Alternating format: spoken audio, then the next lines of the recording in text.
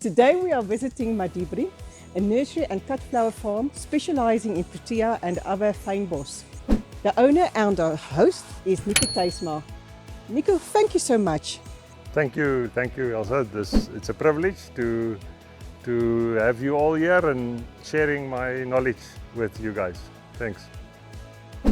Nico, tell us how you started this amazing business and how it evolved. It started a long time ago. I was a maize breeder in KwaZulu-Natal for seed company Panar, and me and my wife, we were living there, and in that time she found a competition in a magazine for a small business to generate a small business plan, and she decided this farm was a mother's farm.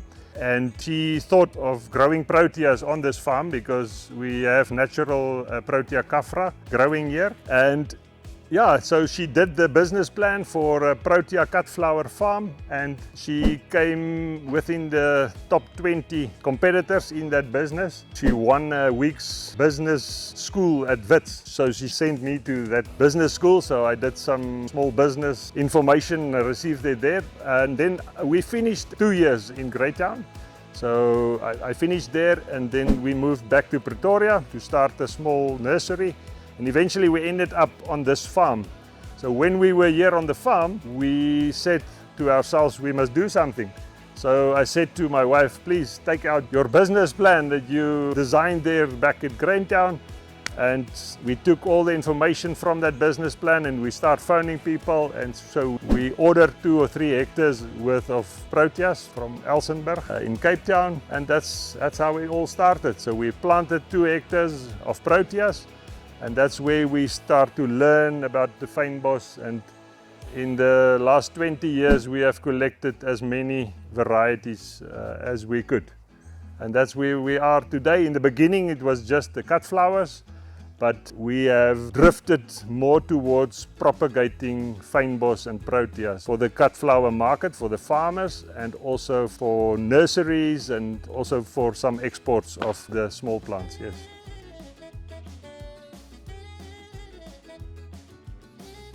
Nico, as you were starting out, what was your biggest challenges? Yes, I was very young,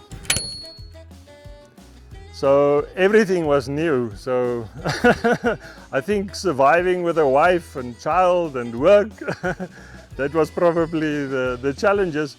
But on the protea side, I think we had no knowledge of the plants.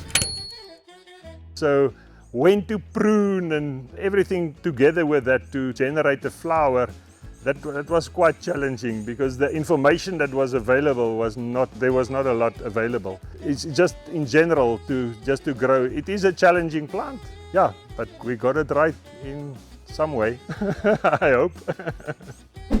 Nico, what advice would you give to your fellows who would like to start such a similar venture? Yes, if you plan on to grow proteas as a cut flower, I would say the most important thing is, before you start with your venture, is to know who will be your customer, who will buy your flowers.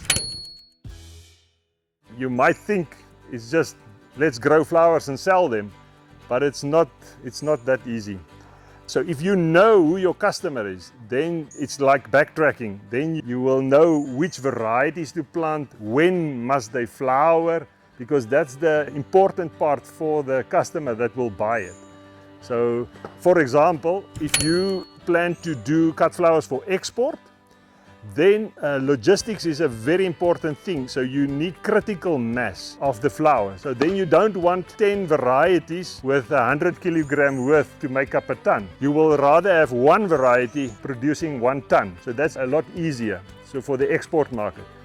While on the other hand, when you produce for a local market, or even guest houses and lodges around you, that customer requires flowers every week, and he requires a big variety. Only 1 flower is not the best for that kind of customer. So then, if you decide that is your customer, then you will plant as many varieties as you can, and while doing that, that also gives you the year-round flowering opportunity.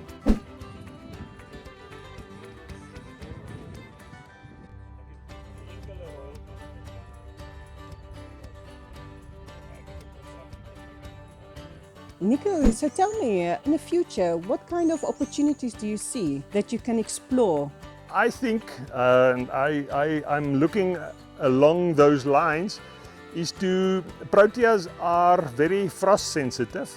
So in South Africa, there's a lot of areas that you cannot grow proteas because it's too cold. So I am starting to experiment to grow proteas in tunnels because normally it's not easy to do it like that. So I want to do flower production with proteas in a tunnel situation.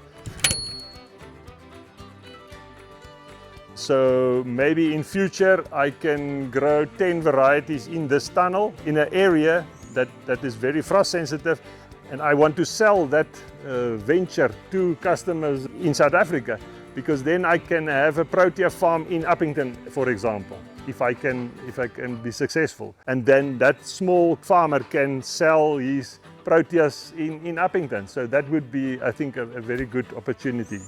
So I hope in future to supply or give the information for small farmers to do something like that. Nico, thank you for sharing your knowledge. We appreciate this very much. And thank you, you've got a wonderful, beautiful setup, and we appreciate you hosting us today. Are we ready? Reg is reg. Gooi. Okay. En Nico kat. Thuynsma, take one.